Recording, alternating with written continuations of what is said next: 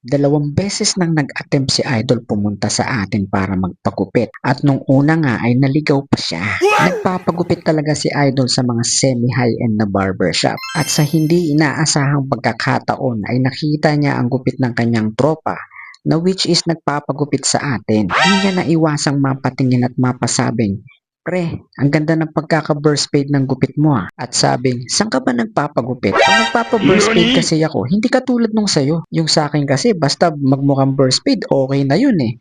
Pero yung sayo pre, ang angas eh no? Ang ganda ng pagkaka-blend ng burst fade. Sa dami ng pinagupitan ko ditong barbershop sa Imus eh, hindi ko naranasan yung ganyang burst fade sa'yo. Pre, baka pwede namang samahan mo ko kung saan ka nagpapagupit." At eto na nga mga kamaster, natuloy na nga ang plano ni Idol.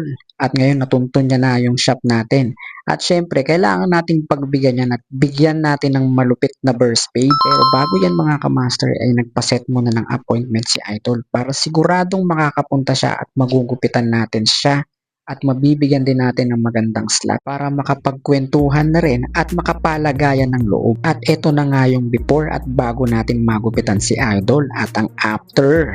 Sheesh! At napasabi na lang si Idol dito na ang angas boss. Maraming salamat nga pala Sir Jester sa pagdayo at sa mga gustong magpa-appointment ay i-PM lang tayo sa ating Blue App. Hanggang dito na lang mga kamaster. Bye-bye!